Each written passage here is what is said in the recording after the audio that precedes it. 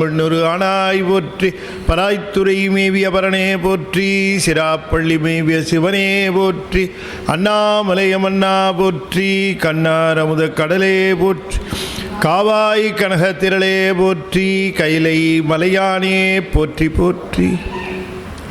வெற்றிவேல் முருகனுக்கு அரோகரா. திருச்சிற்றம்பலம். அண்ட சராசரங்களுக்கெல்லாம் அதிபதியாக விளங்கக்கூடிய முருகப்பெருமானுடைய ஒப்பற்ற பெருங்கருணையினாலே சென்னை ICF அருள்மிகு கமலநாத சங்கம் மிகச்சிறப்பாக நிகழ்த்தி வருகின்ற திருவாசக ஞான வேள்வியில் நாம் திரு அம்மானை என்கிற பகுதியினை தொடர்ந்து சிந்திப்பதற்கு திருவருள் கூட்டியிருக்கிறது. திரு அம்மானையை திருவண்ணாமலையிலே அருளி செய்தார் என்கிற இந்த செய்தியை நாம் பார்த்தோம். பெண்களெல்லாம் இந்த அம்மானை என்று சொல்லக்கூடிய இந்த விளையாட்டை விளையாடுகின்ற பொழுது தங்களுக்குள்ளே இந்த பரமான செய்திகளை பேசுகின்ற ஒரு பாங்கிலே இந்த பகுதியை அமைத்து தந்திருக்கிறார்.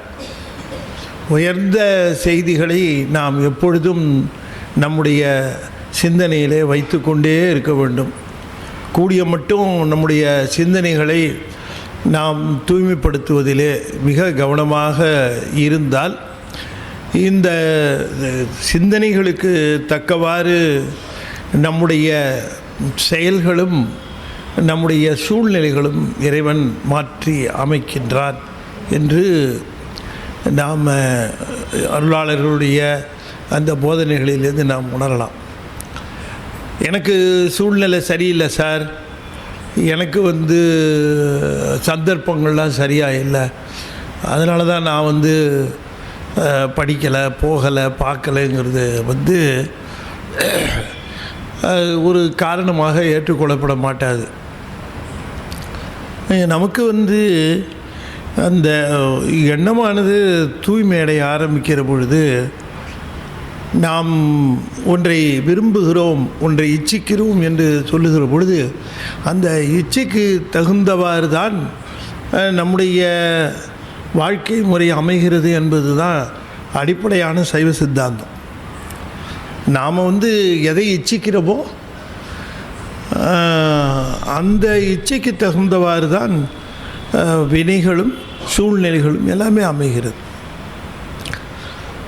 ஆகையினாலே நாம் எதை விரும்புகிறோம் என்பது மற்றவர்களுக்கு தெரியாமல் போகலாம். நமக்கு தெரியும்ல, நான் எதை விரும்புகிறேன் விரும்பலை அப்படிங்கிறத மற்றவங்களுக்கு தெரியாமல் இருக்கலாம். இப்போ நம்ம கூட இருக்கிறவர்களுக்கு, ரொம்ப க்ளோஸாக இருக்கிறவங்களுக்கு தெரியறது மற்றவங்களுக்கு தெரியுமா? தெரியறதுக்கு வாய்ப்பு இல்லை. இப்போ நான் எதை விரும்பி சாப்பிடுவேன், எதை அவ்வளவா விரும்ப மாட்டேன் உணவில் அப்படிங்கிறது வீட்டம்மாவுக்கு தெரியும். அது இல்லையா, அவங்க கூடவே இருக்கிறதுனால அவங்களுக்கு இது எதை விரும்புவார், எதை விரும்ப மாட்டார் அப்படின்னு. அப்போ வெளியில் போனாருன்னா ஏதாவது அப்படி கொண்டு வைத்தார்கள் என்றால் கூட இருந்தாங்கன்னா, ஐயா அதை சாப்பிட மாட்டாங்க, அதை விரும்ப மாட்டாங்க அப்படின்னு சொல்லுவார்கள் இல்லையா. அப்படி அதை சொல்லி தவிர்க்கிறதுக்கு என்ன உண்டோ அதை செய்வாங்க. அது வேண்டாங்க, அவங்க சாப்பிட மாட்டாங்க அப்படின்ட்டு. அப்படி இல்லை, நான் கொஞ்சம் விரும்பி சாப்பிட்றது ஏதாவது அவங்க வச்சாங்கன்னா, ஐயா கொஞ்சம் நல்லா அதை விரும்பி சாப்பிடுவாங்க, கொடுக்கலாம் அப்படின்னு சொல்லி அதையும் சொல்லுவாங்க இல்லையா. இப்படி கூட இருக்கிறவங்க அவங்களே என்னுடைய விருப்பத்தையும் என்னுடைய வேண்டுதல் வேண்டாம், எனக்கு எது விருப்பம் எது விருப்பம் இல்லை அதை தெரிஞ்சு அவங்க அதை கொஞ்சம் சரிப்படுத்தி செய்யும்போது கூடவே இருக்கிற சிவம் இந்த உயிர் எதை விரும்புது எதை வெறுக்குது அப்படின்னு தெரிஞ்சு அதை சரி பண்ணுமா பண்ணாதா? நீங்கள் யோசனை பண்ணி பாருங்க இல்லையா. இத்தனைக்கும் இவங்க எந்த பக்கம் இருக்கிறாங்க, அவங்களே இது விரும்ப மாட்டேன், அப்போ அவர் உள்ளே இருக்கிறார், இதுக்கு அது பிடிக்காது அப்படின்னுட்டு தவிர்த்துரும். இது எங்கே போனாலும் இது சிவசம்பந்தமாக அதை கேட்கணும்னு விரும்புமே அப்படின்ட்டு என்ன பண்ணுவார், அதுக்கு கொண்டு வழிகாட்டுவார், அதில் இருக்கிற ஆளுங்களோட தொடர்புப்படுத்துவார், அது சம்பந்தமான திருக்கூட்டத்தில் இதுதான் செய்வார் இல்லைங்களா? இயல்பு தானே. கூடவே இருக்கிற மனைவி செய்கிறார் அப்படிங்கிறது கூட ஒரு எவ்வளோ பெரிய ஒரு செய்தியாக நாம் எடுத்துக்கொள்கிறோம். இவர் பிரியாமல் இருக்கிறார் இந்த உயிரை. மனைவிக்கு கூட சில சமயம் நம்முடைய விருப்ப தெரியாமல் போயிடலாம், ஆனால் இவருக்கு தெரியாமல் போகிறதுக்கு வாய்ப்பே இல்லை இல்லையா? இவருக்கு தெரியறதுக்கு வாய்ப்பே இல்லை. சில சமயம் தனக்கு பிடிக்கலைன்னா கூட அந்த கணவன் என்ன பண்ணுவான், சரி மனைவிக்கு விருப்பமாக இருக்குது, நம்ம விரும்பலைன்னா வாங்க மாட்டா, சமயம் எனக்கும் பிடிக்குமா வாங்கு அப்படின்னு சொல்லுவார். அது வாங்கினா அவள் விருப்பமாக சாப்பிடுவாள், நமக்கு விருப்பம் இல்லைனாலும் கொஞ்சம் சாப்பிட்டோம், அவள் சாப்பிட்டோம் அப்படின்னு நினைக்கிறவர்கள்லாம் இருக்க உண்டு இல்லையா? இறைவன் வந்து ஆன்மாவினுடைய எண்ணங்களின் அடிப்படையில் தான் செய்கிறார். செயல்கள் சொல்லு அதெல்லாம் அவருக்கு இம்மெட்டீரியல். 1000 போய் முன்னால் அவர் நின்றுக்கிட்டு 1000 பதியத்தை பாடினாலும் இல்லை 1000 நாமாவளியை சொன்னாலும் அது ஒன்றும், ஆனால் என்ன நினச்சிக்கிட்டு பண்ணுறேன் அப்படின்னு பார்க்குறது போது தான் அவருக்கு அது வேல்யூ அட்டாச் பண்ணுவார். அதனால தான் திரும்ப திரும்ப அந்த எண்ணம் கலவாத செயல். இப்போ நாம் வந்து சில பேரை வீட்டுக்கு வந்தால் வாங்க வாங்க வாங்க வாங்க வாங்க அப்படின்னு வரவேற்போம், வாங்க வாங்க வாங்க என்ன அப்படி. ஆனால் நமக்கே தெரிஞ்சு போயிடும் இந்த வரவேற்பு எவ்வளோ தூரம் உண்மை, எவ்வளோ தூரம் இது ஃபேக்கு அப்படிங்கிறது ஓரளவு நம்ம கண்டுபிடிச்சிருவோம் இல்லையா? நமக்கு தெரியும். இருந்தாலும் சந்தர்ப்ப சூழ்நிலை போக வேண்டியிருக்கு, போகிறோம். அப்படி போகும்போது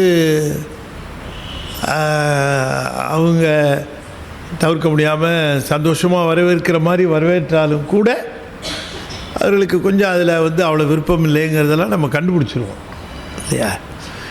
நாங்கள் நம்ம வாய் வார்த்தையை வச்சு நம்பிடுவோமா? அவங்க வாங்க வாங்கன்னு சொன்ன உடனே போய் சாப்பிடுங்க, என்ன நீங்கள் சாப்பிடாம இருக்கீங்க, நம்ம வீட்டில் சாப்பிட்ணும், சாப்பிடுங்க அப்படின்னா சாப்பிட்ருவோமா? சாப்பிட மாட்டோம்.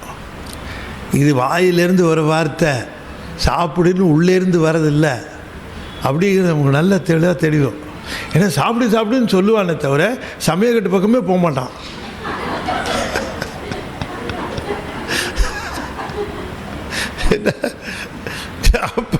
அப்புறம் என்ன சாப்பிடு சாப்பிடு நமக்கு தெரிஞ்சு போகும். இல்லைங்க அதனால் சாப்பிட்டு தான் வந்துட்டேன் அப்படின்னு நம்ம சொல்லி சமாளிப்போம் இல்லையா? நம்மளே இதை அவாய்ட் பண்ணும்போது சிவபெருமானுக்கு நம்ம வெறும் வாய் வார்த்தையில் சொல்கிறோமா இல்லை உள்ளுக்குள்ளே இருந்து பதிந்து அவரை போற்றுகிறோமா அப்படிங்கிறது அவருக்கு தெரியுமா தெரியாதா? இங்கே நின்றுக்கிட்டு எதையோ பேசிக்கிட்டே எங்கேயோ நினச்சிக்கிட்டு இருக்கிறான். இங்கே பூவாக வந்து என் தலையில் விழுந்துக்கிட்டு இருக்கு. அவள் பாட்டுக்கு ஊர் கதையெல்லாம் நினச்சிட்டு இருக்கிறான். இங்கே வந்து என் தலையில் பூவை தூக்கி கல்லை விட்டு மாதிரி நினச்சிட்டு இருக்கிறான்னு நினைப்பார். ஆகையினால அந்த நினப்பு ரொம்ப முக்கியம், நினைவு ரொம்ப முக்கியம். நினைவு தூய்மையாகிற பொழுது செயல்கள்லாம் ஆட்டோமேட்டிக்காக தூய்மையாகும். செயல்களெல்லாம் ஆட்டோமேட்டிக்காக தூய்மையாகும். மித்ததுக்கெல்லாம் எனர்ஜி தேவைன்னு நினைக்கிறாங்க. அதாவது செயல் செய்கிறதுக்கு, பேசுகிறதுக்கு, இதுக்கெல்லாம் அதிகமான எனர்ஜி தேவைப்படும். நினைக்கிறதுக்கு குறைச்ச எனர்ஜி தான். ஆனாலும் அது வந்து எப்படி போகுதோ அப்படித்தான் செயலும் மொழியும் அமையும். நீங்கள் காரில் பார்த்தீங்கன்னா ரியர் வீல் தான் பவர் வீலு. ஆனால் டைரெக்ஷனை ஃபிக்ஸ் பண்ணுறது எது தெரியுமா? ஃப்ரண்ட் வீல் தான். ஆனால் அதுக்கு பவர் இல்லை. அதுக்கு சுற்றுறது என்னவோ பின் சக்கரம் தான் சுற்றும். ஆனால் முன் சக்கரம் தான் எந்த பக்கம் போகணும்னு டிசைட் பண்ணோம். பின் சக்கரம் சுற்றுறது இது அது காட்டுற திசையில் தான் போகும். அது மாதிரி இந்த செயலும் மொழியும் பேக்வீல் மாதிரி தான். ஆனால் சிந்தனைங்கிறது ஃப்ரண்ட் வீலு. அது எந்த டைரெக்ஷனில் போகுதோ அதில் தான் இது ரெண்டும் இருக்கும். மற்றபடி எதுவும் கிடையாது. அதனால் நாம் திரும்ப திரும்ப அந்த எண்ணங்கள்ங்கிறத தூய்மைப்படுத்துறதுக்கும் அதை நாம் இறைவனுக்கு அர்ப்பணிக்கிறதுலையும் நிறைய யோசிக்கணும், அவரை நிறைய சிந்திக்கணும், அவரை நிறைய பேசணும், நிறைய அவரை பற்றி பேசணும், அவருக்கு நிறையா பூஜை பண்ணணும், கிரியை நிறையா பண்ண வேண்டியது தான். ஆனால் கிரியை பண்ணுகிறதுக்கு எப்போ பலன் கிடைக்கும் அப்படின்னு சொன்னால் அந்த தாட்ஸ் தான். அது எண்ணம் ரொம்ப பவர்ஃபுல்லாக இல்லைன்னு வச்சுக்கோங்க. அது இதாக இல்லைன்னா கிரியைக்கு அவ்வளோவா நிறைய பேர் இப்போ கிரியை செய்ய வேண்டாம்னு செய்யலாம். பட் எப்படி இந்த எண்ணத்தை தூய்மைப்படுத்துறதுக்கு என்ன செய்யலாம், எண்ணத்தை பலப்படுத்துறதுக்கு என்ன செய்யலாம்? இந்த எண்ணத்தை பலப்படுத்துறதுக்கு ரொம்ப வலிமையான ஒன்று எதுன்னு கேட்டால் மணிவாசகர் வரலாறும் மணிவாசகர் திருவாசகம் ரொம்ப பவர்ஃபுல். அது நாம் அந்த திருவாசகத்தை நாம் ஓதுகிற பொழுதும் சரி, அவருடைய இந்த வரலாறை நாம் எண்ணுகிற பொழுதும் சரி, நமக்கு அந்த எண்ணம் நம்மை அறியாமல் தூய்மையாகும். அதனால தான் இந்த திருவாசகத்தை ஓதுறதும் ஆச்சு, எண்ணத்தை தூய்மைப்படுத்துறதுக்கும் ஆச்சு. அது 2 in 1 இருக்குது நம்ம திருவாசகம். எண்ணத்துக்கு எண்ணமும் ஆச்சு, ஓதுறதும் ஆச்சு. ஆகையினால் திருவாசகம் என்று சொல்லுகிற பொழுது நமக்கு நம்மை அறியாமல் மணிவாசகரையும் திருப்பெருந்துறையும் ஞாபகத்துக்கு வருது இல்லையா? அது தானாக ஞாபகத்துக்கு வரும் பெருமானுடைய. அப்போ ஞாபகத்துக்கு வருகிற பொழுது எவ்வளவு அன்பு இந்த மணிவாசகருக்கு, எவ்வளவு அன்பு! அப்பா, இந்த அன்பில் கொஞ்சம் நமக்கு ஒரு கிஞ்சித்து நமக்கு இருந்தால் நாம் தப்பிச்சிருவோமே, பிழைச்சிடலாமே. இவ்வளோ அன்புடையவராக இருக்கிறார் மணிவாசகருக்கு, இவ்வளோ அன்பு இருக்க பெருமான் மேலே அப்படின்னு நினச்சி நாம் அதை எண்ணுகிறோம். இந்த திருவாசகம் முழுக்க அவருடைய அன்பின் வெளிப்பாடும் பிரதிபலிப்பும் தான். திருவாசகம் முழுக்க அவருடைய அன்பின் பிரதிபலிப்பும் வெளிப்பாடும் தான். அது வேறு. அப்படி அந்த அளவுக்கு அதில் உண்மை இருக்குது. அந்த திருவாசகத்தில் அந்த அன்புக்கு அவ்வளோ பெரிய ஒரு அன்பு உண்மை இருக்கிறது இல்லையா? என்ன அது பெருங்கருணை. வகையினால தான் திருவாசகம் என்று சொல்லுகிற பொழுது அந்த காலத்திலேயே திருவாசகம் உள்ளம் உருக்குவதற்கு ஒரு பெரிய சாதனம் என்று சொன்னார்கள். ஆகையினாலே நாம் ஒரு நாளில் ஒரு கொஞ்ச நேரமாவது திருவாசகத்தை ஓதுவதற்கென்று நாம் ஒதுக்க வேண்டியது அவசியம். நாள் முழுக்க நமக்கு எவ்வளவோ வேலைகள் இருக்குது, எத்தனையோ பணிகள் இருக்குது. நாம் அதுக்கு உடன்பட்டவர்களாக இருக்கிறோம், அந்த பணிகளை செய்கிறோம். இந்த பணிகளுக்கிடையே திருவாசகத்தை ஏதாவது ஒரு பகுதியை, ஏதாவது ஒரு இடத்தை நாம் அதனை பற்றி கொண்டு அதனை பாடுகிற பொழுதும் அதனை ஓதுகிற பொழுதும் அது அதனால தான் திருவாசகத்தை பண்ணெல்லாம் வச்சு அமைக்கவே இல்லை அவர். ஏன்னா பண்ணு தாளம் அதெல்லாம் ஒன்றுமே வைக்கலை அவர். ஏன்னா அவருக்கு என்னென்னா, என் திருவாசகத்தை பாட போகிறவன் எளிமையானவனும் ஏதும் தெரியாதவனும் பாமரனாகவும் இருப்பான். அவன் அன்பு காட்டுறதுக்கு ஒரு சாதனம் வேணும்பா. அவனுக்கு இசை ஞானம் அதெல்லாம் அவனுக்கு தெரியாது. அதனால் அவன் இதை பாடி பாடி பாடி தன்னுடைய அன்பை வெளிப்படுத்தி அவன் சிவத்தோடு ஒன்றுபடுவதற்கு ஒரு சாதனமாக இருக்கட்டும். நம்ம ஓதுவார்கள் தான் அதுக்கு இசை கூட்டி இசை மெருகு ஏற்றி அப்படியெல்லாம் பாடுகிறார்களே தவிர, அது ஒரு பழைய காலத்தில் மோகன ராகத்திலேயே எல்லாவற்றையும் பாடிவிட வேண்டும் என்கிற ஒரு எந்த பாட்டாக இருந்தாலும் அப்படி பாடணும் அப்படிங்கிறது. இசையை விட தாண்டி போய் உணர்வுங்கிறதுல தான் அது அதிகமாக நிற்கிது. ஆகையினால எல்லா பாடல்களும் இசையில் உங்களுக்கு சொல்கிறேனே, இசையில் அதிகமான ஒரு உயர்வில் இருக்கிற பாடல் உணர்வு 2ஆம் பட்சமாக இருக்கும். உணர்வில் அதிகமாக இருக்கக்கூடிய பாடல் இசையில் 2ஆம் பட்சமாக இருக்கும். அதுதான் இயல்பு. அப்போ திருவாசகத்தை அதனால தான் நம்முடைய சிவப்பிரகாசர் போன்றவர்களெல்லாம் சொல்லுகிற பொழுது, வேதம் படிக்கிற பொழுது கண்ணீர் வரவில்லையே, ஆனால் இந்த திருவாசகம் படிக்கிற பொழுது கண்ணீர் கரைந்து உள்ளம் உருகி உருகி பாட வேண்டி இருக்கிறதே என்று அதனை சொல்லுகிறார். ஆகையினாலே அப்படிப்பட்ட திருவாசகம் நமக்கு கிடைத்த ஒரு பெருவாசகம்.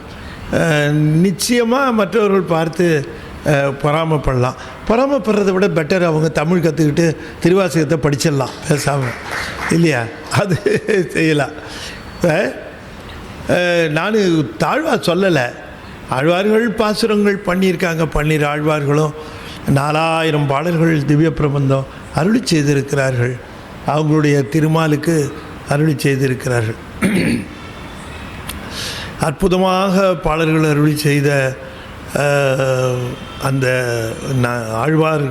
ஆழ்வார்கள் கூட பெருமானுக்கு உருக்கத்தோடு செய்திருக்கிறார்கள். ஆனாலும் கூட சிவானுபவம் பெற்று அருளுகின்ற பாடல் திருவாசகத்தை தவிர உலகத்தில் வேறு எந்த பாட்டுமே கிடையாது. அது அனுபவம் பெறுவதற்காக அழுது பாடிய பாடல்கள் ஆழ்வாருடைய பாசுரங்கள். அனுபவம் பெறுவதற்காக அழுது பாடியவை. ஆனால் திருவாசகம் அனுபவம் பெற்று அழுது பாடியவை அது, இல்லையா? அதனால் வேறுபாடு இருக்குது. அதனால் அந்த அனுபவம் அந்த பாடல்கள் முழுக்க விளங்கி தோன்றுவதை காணலாம். நிறைய வைணவர்களுக்கு திருவாசகத்துக்கு மேலே ஒரு கண்ணு.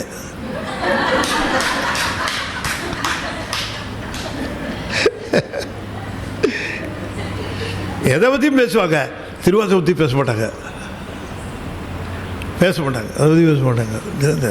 நல்லா இது ஞானசம்பந்தரை எல்லாத்தையும் விமர்சனம் பண்ணுவாங்க.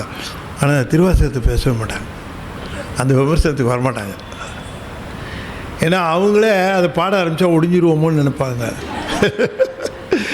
ஆகையினால அப்படிப்பட்ட ஒரு அற்புதமான ஒரு சாதனை நமக்கு சாமி கொடுத்துருக்கிறார்.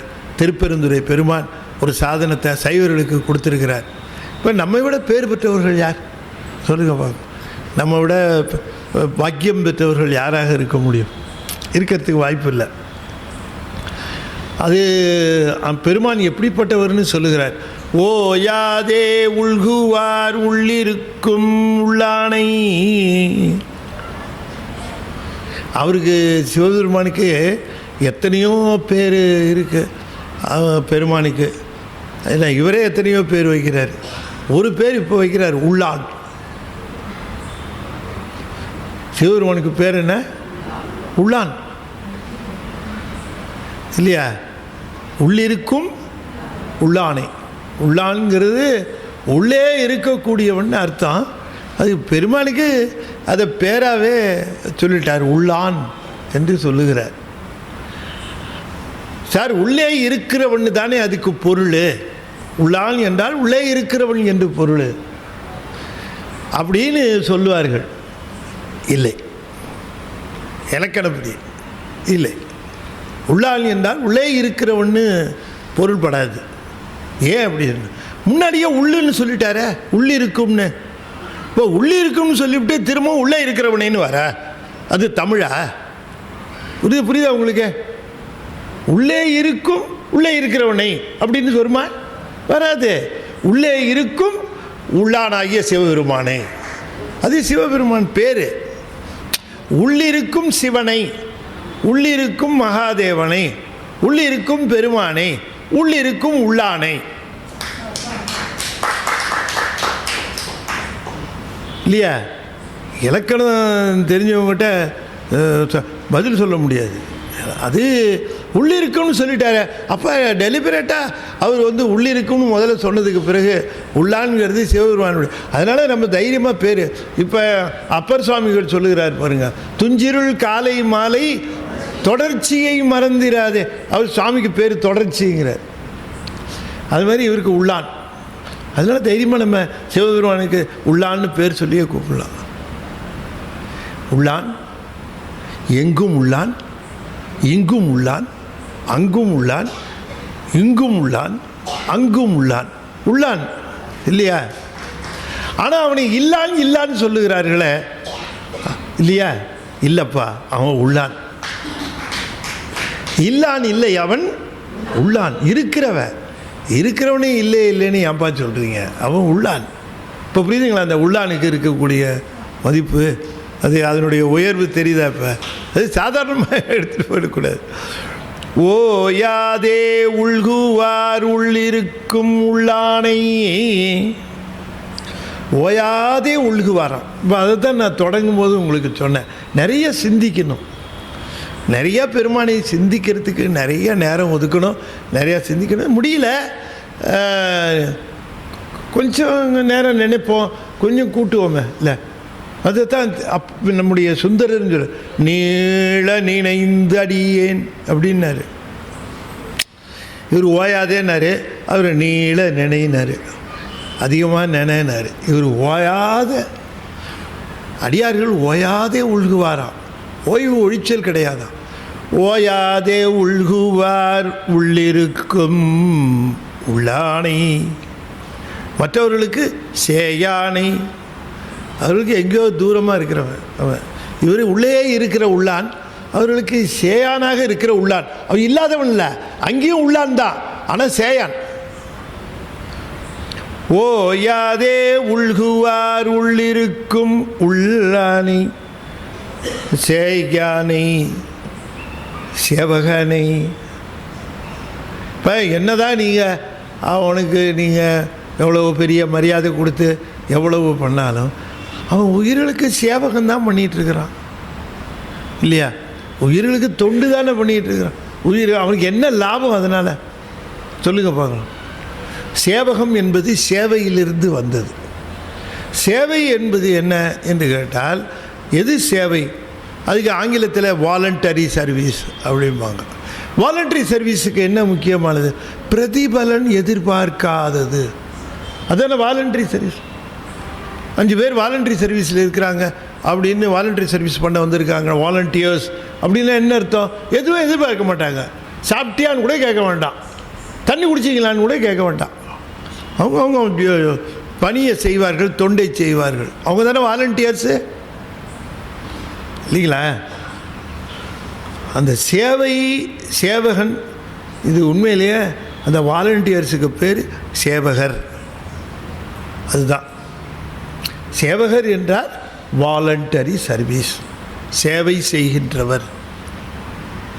சேவை செய்கிறவர் எதையும் எதிர்பார்க்கக்கூடாது. சேவகன் இப்போ ஒரு ஒரு ஒரு ஒரு பணி செய்கிறவருக்கு கூலி உண்டு, சேவை செய்கிறவர்களுக்கு அது கிடையாது இல்லைங்களா? இவருக்கு என்னங்க, என்பரமல்லா இன்னருள் தந்தாய் யான் இதற்கு இளனோர் கைமாறு, என்ன கொடுக்க முடியும் இல்லையா? இதை சரி அப்படியே இருக்கட்டும். இப்போ நான் சொல்கிறேன், சேவை செய்கிறாங்க. சேவை செய்கிறவர்கள் எப்படிப்பட்ட சேவை செய்வார்கள்னு அவர்களுக்கு ஒரு கணக்கு இருக்குது. இப்போ இந்த இடத்துக்கு வருகிறார்கள். அவர்கள் வருகிற பொழுது நான் பார்த்த ஒரு இடத்துல நம்ம தெரிஞ்சவரே இன்றைக்கி வரல ஒருத்தர். அவர் நான் பேர் அப்புறமா சொல்கிறேன். அவர் என்ன சர்வீஸ் பண்ணுவார்? இப்போ சர்வீஸ் பண்ணுறவங்க என்ன பண்ணுவாங்க? உதாரணமாக சேர் எடுத்து போடுவாங்க, இடத்த கூட்டி விடுவாங்க, அதுக்கப்புறம் அடியார்களுக்கு அன்னம்பாலிப்பார்கள், அப்புறம் அவர்களுக்கு தட்டுக்கிட்டு அதை இருந்தால் அதை எடுத்து போடுவார்கள், விலைக்கு தருவார். இந்த மாதிரிலாம் நிறைய சர்வீஸ் பண்ணுறவங்க இருப்பாங்க. வருகிறவர்களுக்கு தட்டு கொடுக்குறவங்க, பரிமாறுறவங்க, உட்கார சொல்லி இடம் கொடு, எல்லாம் பண்ணுறவங்க. சரி, எனக்கு தெரிஞ்ச ஒரு சேவகர் என்ன பண்ணுவார், முதல்ல போய் பாத்ரூம் கழுவுவார். இருக்காரு, இங்கே இருக்காரு, இங்கேயும் இருக்காரு. வந்திருக்காரா? சரி, பாத்ரூம் கழுவுவார். அப்போ அதுதான் உண்மையான சேவை. என் டிக்னிட்டியை அஃபெக்ட் பண்ணாமல் நான் ஒரு சர்வீஸ் பண்ணேன்னு வச்சா அதுக்கு சேவைன்னு சொல்கிறத விட டிக்னிட்டியே பார்க்காம சிவபெருமானுடைய டிக்னிட்டி என்ன, ஏன் மலத்தை கழுவுறான் அவன் இல்லைங்களா? ஆன்மாவினுடைய மலத்தை, அதனுடைய அழுக்க அதை கழுவுறாரு, அவ்வளோதானே. அதைத்தான் சொல்லு. அதனால தான் அவர் தாயின்னு சொல்கிறோம். வேறு என்னத்துக்கு தாயின்னு சொல்கிறோம்? ஆகையினாலே அதனால் சேவகன் என்று சொல்லுகிற பொழுது அதை உணர்ந்து அந்த மாதிரி சர்வீஸ் தாயின்னு சொல்லுவார். பின்னால் பாருங்கள், சேவகனை தென்னன் பெருந்துரையின் மேயானை, அவனை அங்கே தான் சந்திச்சேன்னார். எப்படியும் கேள்விப்பட்டிருக்கேன், நூலில் கேள்விப்பட்டிருக்கேன், கோயிலில் கேள்விப்பட்டிருக்கேன், அப்பா அம்மா சொல்லியிருக்கிறாங்க, ஆசிரியர்கள்லாம் சொல்லியிருக்கிறாங்க, பல விஷயங்களில் கேள்விப்பட்டிருக்கேன். ஆனால் அவரை நேருக்கு நேர் நான் சந்தித்தது திருப்பெருந்துறையில் தான் சந்தித்தேன். அவர் அங்கே தான் சந்தித்தேன். தென்னன் பெருந்துரையின் மேயானை, திருப்பெருந்துறையில் அவன் பொருந்தி இருந்தான். அவனை பார்த்தேன். வேதியனை, என்னை அப்படியே கம்ப்ளீட்டாக டிரான்ஸ்ஃபார்ம் பண்ணிட்டான். வேதித்தல் என்பது மாற்றுதல்னு அர்த்தம். என்னை அப்படியே மாற்றி விட்டான். குதிரை வாங்க போகும்போது, குதிரை வாங்கிறது எப்படி, குதிரை வாங்குகிற பணத்தை எப்படி கொடுக்கறது, எப்படிப்பட்ட குதிரைகளை வாங்கணும், எப்படிப்பட்ட இதுன்னு நினச்சிட்டு இருந்தாலும், அதெல்லாம் வியாபார நிமித்தமாக போனாலும் பேக் ஆஃப் த மைண்டு அப்படியே அந்த சிவத்தையே நினச்சிட்டு இருந்த அந்த காரணத்தினால என்ன அப்படியே எல்லாத்தையும் எரேஸ் பண்ணி எதுக்காக வந்தோம், எதுக்காக வாங்கணும், என்ன எல்லாமே ஒன்றும் இம்மீடியட்டில் ஆகிடுச்சு. அதெல்லாம் ஒரு பொருட்டே இல்லாமல் ஆகிப்போச்சு. மாதிருக்கும் பாதியனை நாயானனம் தம்மை ஆட்கொண்ட நாயகனை, நாய் போன்று விளங்கியவன் என்று தன்னை கீழ்மைப்படுத்தி கொண்டு சொல்லுகிறார். நாய் போன்றவன், நாய் போன்று என்று சொல்லிக் கொள்ளுகிற பொழுதே தன்னை எந்த காலத்திலும் பெருமானுடைய திருவருள் பெற்று உயர்ந்திருக்கிறேன் என்று தான் கருதிவிடக்கூடாது. தம் தகுதி நோக்கி வந்துட்டார் சாமி, ஆகையினாலே தாம் தகுதி மிக்கவன் என்று எண்ணிவிடக்கூடாது என்ற காரணத்திற்காக தன்னை திரும்ப திரும்ப நாய் என்றே அழைத்து கொள்வார். ஆகையினாலே நாய் என்று அழைத்து கொள்வதற்கு காரணம், அது தலைவன் மேலே சொல்லனாத அன்பு பூண்டது. அது தலைவனுக்கு நன்றியுடையதாக இருக்கும். அது ஒன்று தான் அதுக்கிட்ட இருக்கிற நல்ல குணம். மற்றது எதுவுமே அதுக்கிட்ட சிறப்பாக சொல்கிறதுக்கு எதுவுமே கிடையாது. ஒன்றே ஒன்று, அது நன்றியுடையதாக இருக்கும். ஆனால் மற்றது எதை எடுத்தாலும் அது கீழ்மை தான். எல்லாத்த விட கீழ்மை நாய் தான். ஆனால் ஒரே ஒன்று, அந்த நன்றி பரவாத தன்மை, அது ஒன்று கொடுத்துட்டாரு நாய். இல்லைன்னா இந்த நாய் யார் சேர்ப்பா சொல்லுங்க பார்ப்போம். இந்த நாயை ஒருத்தரும் கேட்க மாட்டாங்க இல்லையா? இல்லாட்டி அதுக்கு எங்கே இடம் கிடைச்சதோ இல்லையோ, திருவாசகத்தில் 69 இடத்துல இடம் கிடைச்சிருக்கு.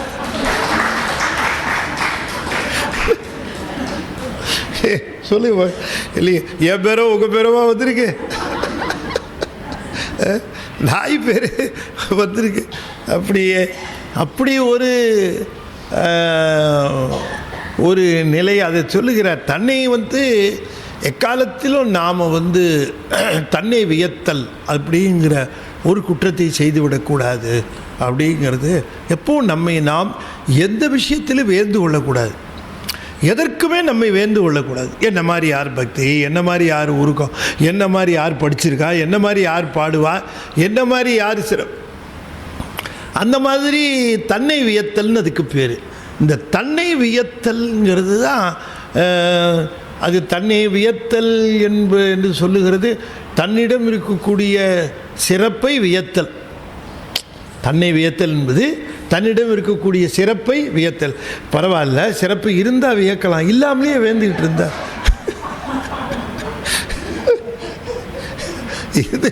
இது என்ன ஆகி போகும்? அதுதான் ரொம்ப கஷ்டமாக போகும். ஆகையினாலே இந்த குற்றம் வந்து விடக்கூடாது என்பதற்காக தன்னை எப்பொழுதும் தாழ்மைப்படுத்தி கொண்டே தன்னை நாய் நாய் நாய் நாயின்னு சொல்லிக்கொள்வார் அவர். அதனால் அந்த ஒரு விதத்தில் பாருங்கள், நாயான நம் தம்மை ஆட்கொண்ட நாயகனே.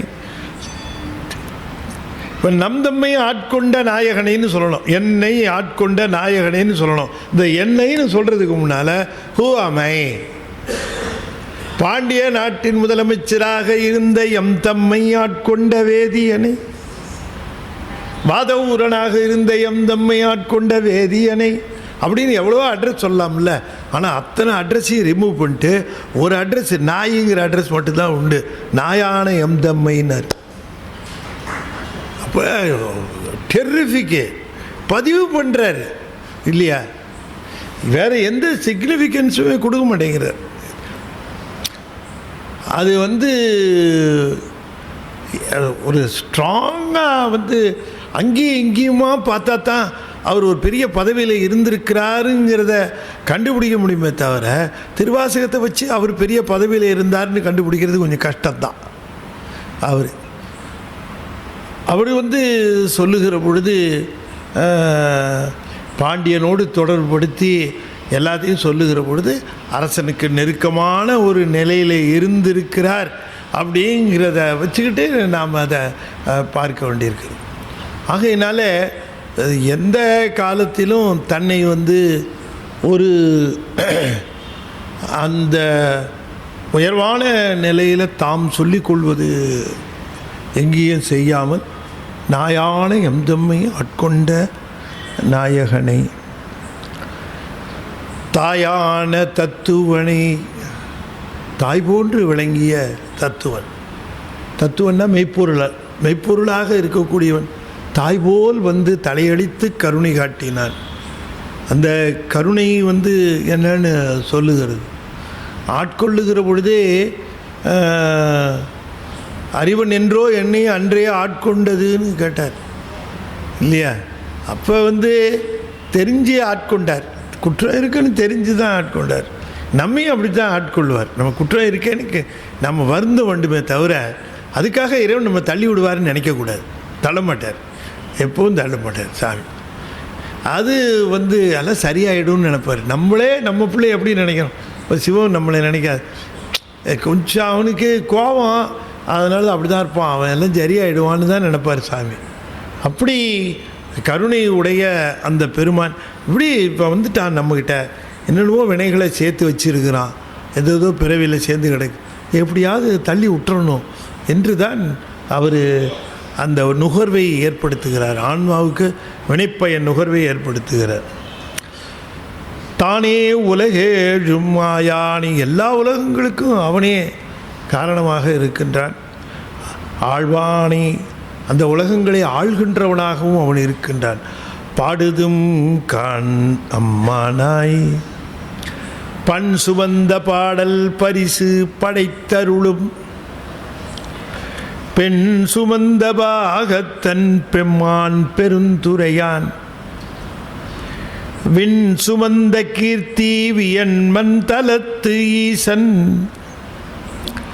கண் சுமந்த நெற்றிக் கடவுள் கலிமதுரை, மண் சுமந்து கூலி கொண்டு அக்கோவால் முத்துண்டு, புன் சுமந்த பொன்மேனி பாடுதும் கண் அம்மானாய். எல்லாம் தான் விட்னஸ் பண்ணுது, சுவாமி நேரடியாக பார்த்தது. அப்போ நேரடியாக பார்க்கும்போது மண் சுமந்து கூலி கொண்டு, கூலி எங்கே இவர் அப்படி சொன்னாரே தவிர்த்து மண் சுமந்து கூலி கொண்டு, கூலி கொண்டு மண் சுமந்து வந்தி கழுவிட்ட கூலி வாங்கிட்டாரு.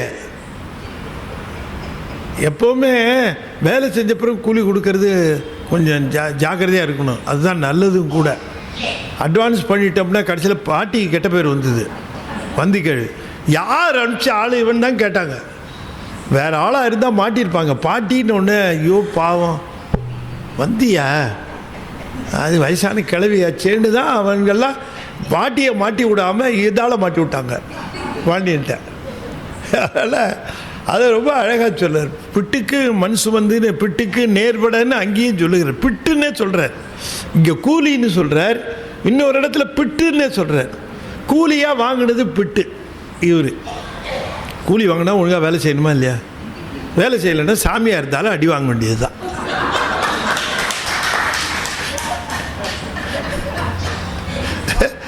அது அப்படி போடுறாரு.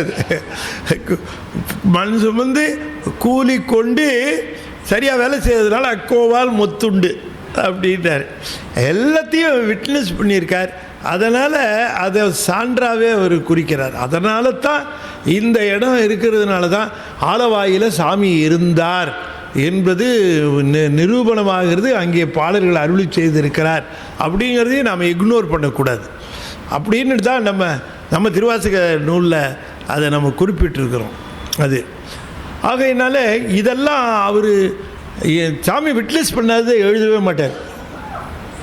அவ்வளோ ஈஸியாலாம் அதை எழுதிட மாட்டார். வரலாறு இருந்தால் வரலாறு மாதிரி எழுதிடுவார். ஆனால் அப்படி எழுதலை இதை. அந்த இப்போ திருவிளையாடல் புராணம்லாம் சொல்லுகிறார் பல இடத்துல, அதெல்லாம் புராணம் மாதிரியே சொல்லுவார் அதை. ஆனால் இதை தன்னுடைய அந்த இன்மை ப்ரெசன்ஸ் இட் ஹேப்பன்டு அப்படிங்கிற மாதிரி தன்னுடைய அந்த நேரடி நிலையிலேயே அவையெல்லாம் நிகழ்த்தது அப்படிங்கிறது சொல்லுகிறார். அக்கோவால் முத்துண்டு புண் சுமந்த பொன்மேனி பாடுதுங்கான் அம்மானாய். இப்போ அவருடைய திருமேனியில் அடித்தார், அதனால் புண்ணு ஏற்பட்டது அப்படின்னு சொல்கிறார். அதாவது அது நயமாக சொல்கிறாரு தவிர புண்ணு எங்கே சாமிக்கு ஏற்பட்டுச்சு? புண்ணு இல்லை. ஆனால் புண்ணு என்னன்னு கேட்டால், அது புண்ணு என்னன்னு கேட்டால் வள்ளுவர் அழகாக சொல்லுகிறார். அதாவது தீயினா சுட்ட புண்ணு உள்ளாரும் ஆறாதே நாவினால் சுட்டவோடு. அது மாதிரி இவர் பிறப்படி வாங்கினார்னு ஒரு புண்ணு இவருக்கு வந்துருச்சான். அவருக்கு இவருடைய பெரும்புகழுக்கு இடையில் இவர் வாங்கின புண்ணு என்னன்னு கேட்டால் இவர் பிறப்படி வாங்கிவிட்டார் பொன்மேனியிலன்னு. ஆனால் உண்மையிலேயே இவருக்கு வலிச்சுதா? அது முதுகில் தழும்பு இருந்ததா? இல்லை, புண்ணுன்ட்டார் அது. ஆகையினால அதை ரொம்ப அழகாக சொல்லுகிறார். புன் செமுந்த பொன்மேனி பாடுதுங்கான் அம்மானாய் பண் சுமந்த பாடல் பரிசு படைத்தருளும். அவருக்கு பண் சுமந்த பாடல்களை அவருக்கு பரிசாக தந்தால் உடனே அருள் செய்வாராம். அருளும்னார். பண் சுமந்த பாடல் பரிசு, அதற்கு படைத்தால் அருளும். பண் சுமந்த பாடல் பரிசு தன்னை அடியார்கள் போற்றுகிற பொழுது அவர்களுக்கு தன்னை பண் சுமந்த பாடல் பாடுவதற்கு பரிசிலாக வழங்கும் என்று இருமுறையிலையும் வருகிற மாதிரி சொன்னார். அவர் அருளியது தான் பண் சுமந்த பாடல்கள். ஆனால் பண் சுமந்த பாடல்கள் என்பது நம்முடைய ஞானசம்பந்தர், திருநாவுக்கரசர் அதெல்லாம் பிற்காலத்தில் வந்தது. ஆனால் இதை வைத்து கொண்டு என்ன சொல்லுகிறார்கள்? ஞானசம்பந்தரும் திருநாவுக்கரசரும் சொன்னது தான் பண் சுமந்த பாடல் பரிசு படைத்தருன்னு சொல்கிறார். அதனால் அவர்கள் காலத்துக்கு பிற்பட்டு அப்படி எடுத்துக்க முடியாது. அந்த மாதிரி எடுத்துக்க முடியாது. பண் சுமந்த பாடல் எப்பொழுதும் உண்டு. பண் சுமந்த பாடல் இல்லையா? கார்காலமையார் பண் சுமந்த பாடல், அவர் இத்தலத்தில் ஒன்று, நட்டப்பாடையில் ஒன்று, 2 பதிகம் பாடியிருக்காங்களே, அதுவே பண் சுமந்த பாடல் தானே. அது ஐயோ 2வது நூற்றாண்டிலேயே பண் சுமந்து பண்ணு பற்றியெல்லாம் நிறைய விஷயங்கள், பண் சுமந்த பாடல்கள் நிறைய இருக்குது. சிவபெருமானுக்கு பண் சுமந்த பாடல்கள் நிறைய கொடுத்திருக்கிறார்கள். ஆகையினால இந்த பண் சுமந்த பாடல்களை பரிசாக அளித்தருள்வார் சிவபெருமான், அல்லது பண் சுமந்த பாடல்களை ஏற்றுக்கொண்டு பரிசு தருவார் என்றெல்லாம் பொருள்படும்படியாக சொல்லுகிறார். பண் சுமந்த பாடல் பரிசு படைத்தருளும். பண் சுமந்த பாடல்களை பாடுவாருக்கு பரிசில் தருவாராம். என்ன பரிசில் தருவார்?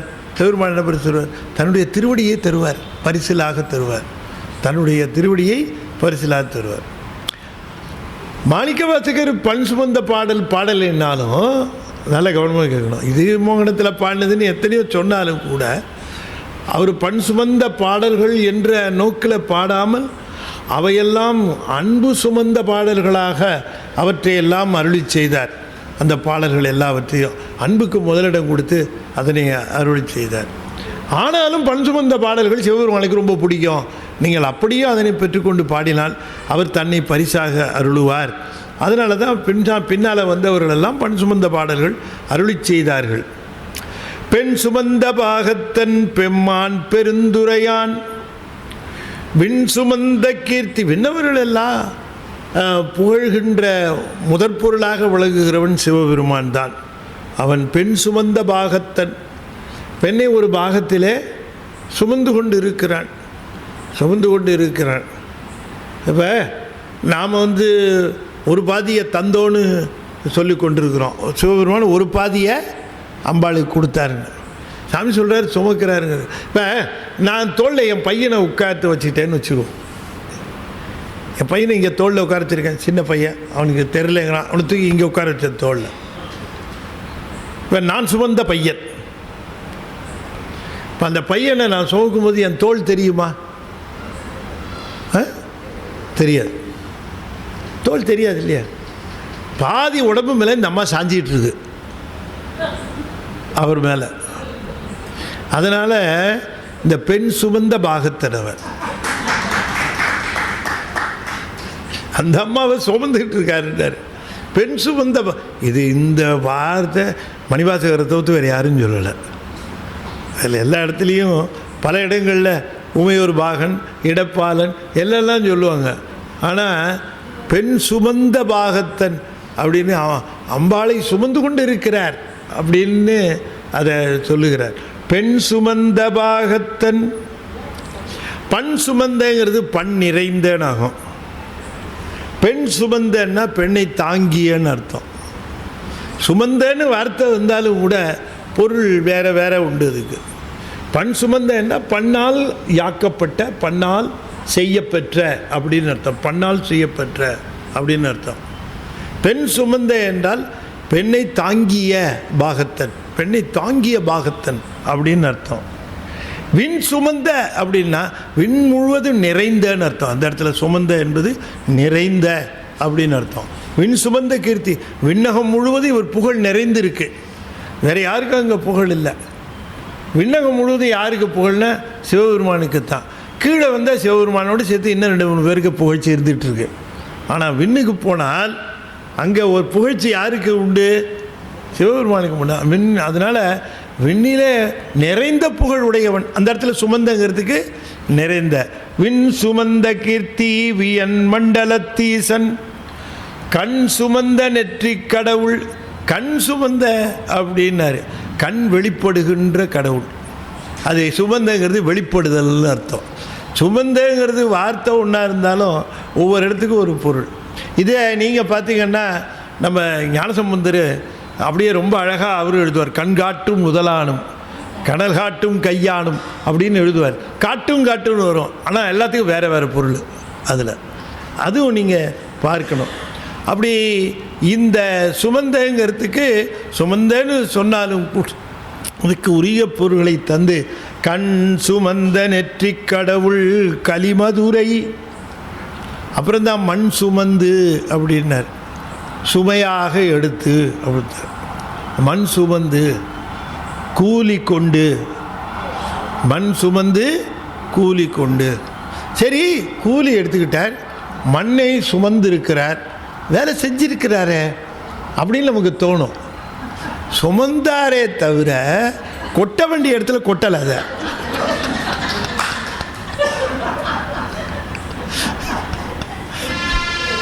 அவர் கொட்ட வேண்டிய இடத்துல கொட்டிருந்தா முத்துருக்கு மாட்டாரு, முத்த வாங்கியிருக்க மாட்டார். இல்லை, எல்லாரும் கொட்டின இடத்துலேருந்து இவர் அள்ளி சுமந்து இன்னொரு இடத்துல கொண்டு போய் கொட்டுடா. அதனால சொல்லிட்டார் மண் சுமந்தாரே தவிர அது எப்படி கொட்டாருன்னு தெரியல. அதனால தான் அக்கோவால் முத்துண்டுட்டார் இல்லையா? இல்லை வீட்டு பாடம் எழுதிட்டு போய் வாத்தியார்ட்ட அடி வாங்கினான் அப்படின்னு சொன்னால் அது வீட்டு பாடங்கிறது போன வாரம் கொடுத்த வீட்டு பாடத்தை இன்றைக்கி எழுதிட்டு போய் காட்டுறாங்க. வாத்தியார் அடிக்க விடக்கூடாது. ஏடா நேற்று கொடுத்துருக்குற, நீ போன வாரத்துக்கு இப்போ தான் எழுதுறியா நீ? அது மாதிரி மண் சுமந்து கூலி கொண்டு, அது அழகாக சொன்னார். அக்கோவால் அது சொல்லுகிறார். அக்கோன்னாரு. அக்கோன்னு சொல்லுகிறார். கோன்னா அரசன் அர்த்தம். அந்த சுட்டு அக்கோவால் அப்படின்னார். அப்படின்னா அந்த இப்போ ஒரு நல்ல சந்தர்ப்பம், அந்த பாண்டியன் பேரை சொல்கிறதுக்கு ஒரு அருமையான சந்தர்ப்பம். அது சொல்லலை. அது என்ன சொன்னார், சிவபெருமானை அடிக்கிற அளவுக்கு ஒருத்தர் உயர்ந்திருந்தா அந்த சாமி அப்படிங்கிற மாதிரி அந்தங்கிறது உயர்வு சொல்லல. அக்கோவால் மொத்துண்டுனார். அவர் காட்டிகிட்டு இருந்திருக்காரு அடிக்கிறதுக்கு இல்லையா? அடிக்கிறது வரைக்கும் காட்டிகிட்டு இருந்திருக்காரான்னு சாதாரணவராக அந்த அரசனை இல்லையா? சிவபெருமான் போய் ஒருத்தட்ட விளையாடுறார் அப்படின்னு சொன்னால் அவன் எவ்வளோ பக்தி உடையவனாக இருப்பான்.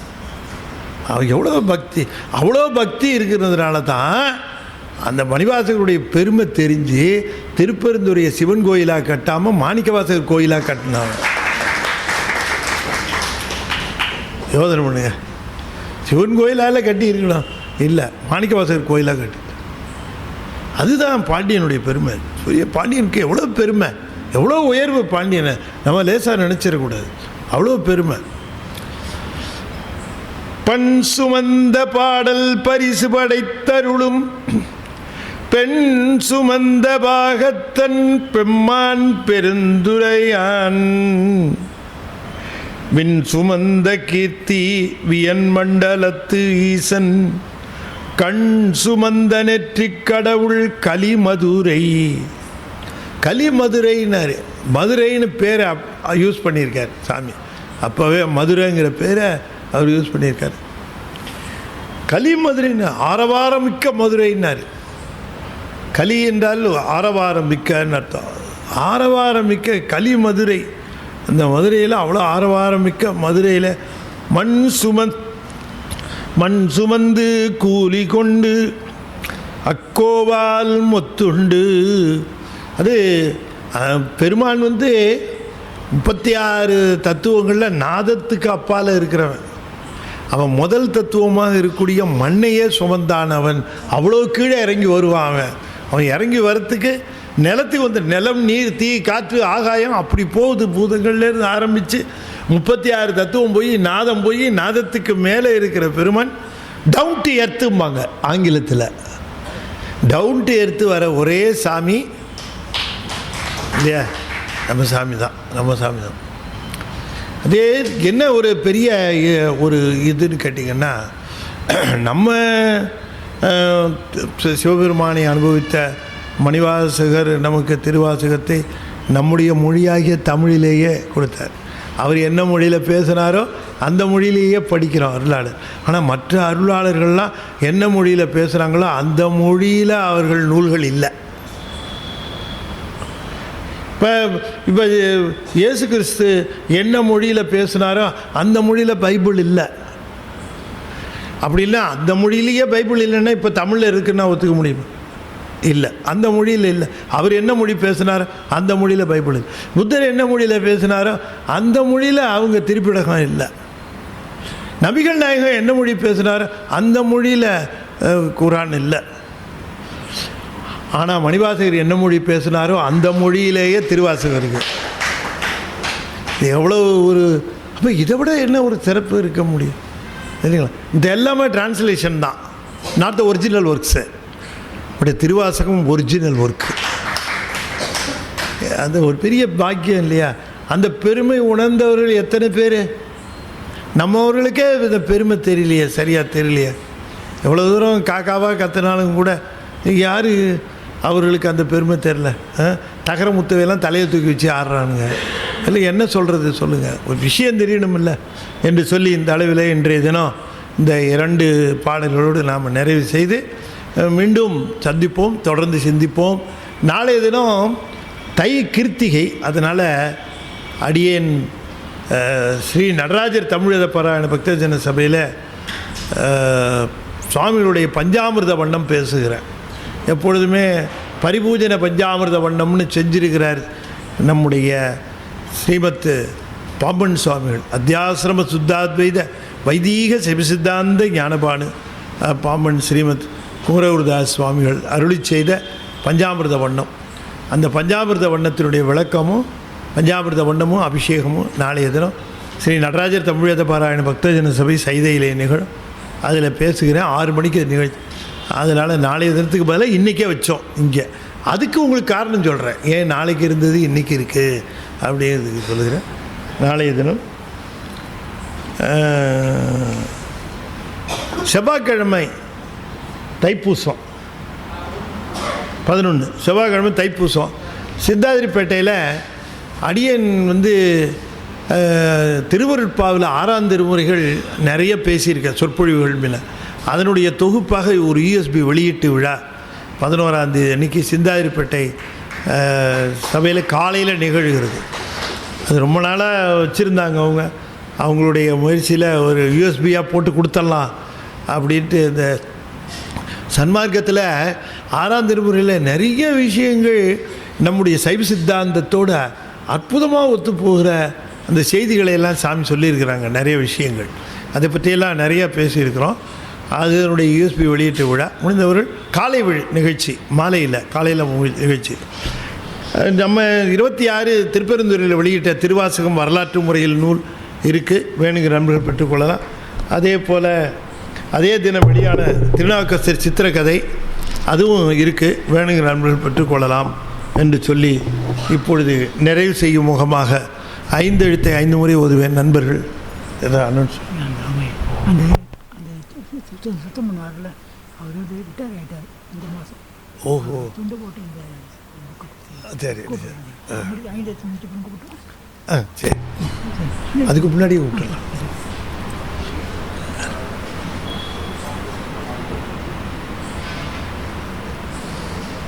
நாம் இப்போ இந்த சேவையை பற்றி பேசணும். அந்த சேவையை பேசுகிறதோடு இல்லாமல் அதை கௌரவிக்கவும் வேணும்னு சாமி கூட சொல்கிறாங்க. அப்படிப்பட்ட அந்த கௌரவத்துக்கு உரியவரை நம்ம இந்த மேடையில் அழைக்கிறோம். அவர் ரிட்டையர் ஆகியிருக்கிறார். ஐயா அழைங்க.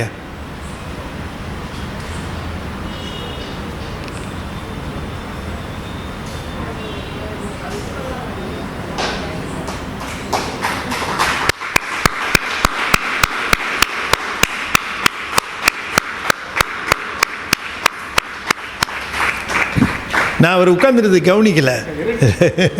நல்ல நமச்சிவாய் நல்லா இருக்கு. நல்லது. நம்ம இதுலேயும் நம்ம சாமியார் மடத்துலேயும் அப்படி ஒரு அடியார் சிறப்பு. நாடுடைய சிவனே போற்றி,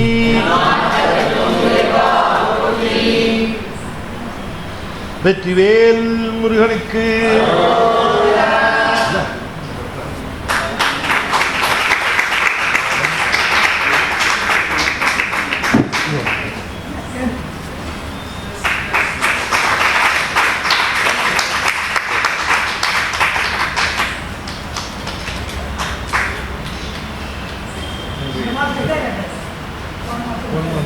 அப்படியா?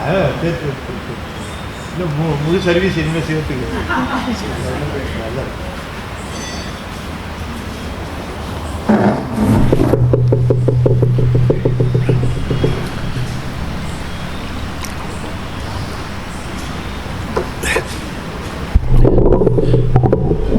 அடியேன் 5 எழுத்து 5 முறை ஓதுவேன்.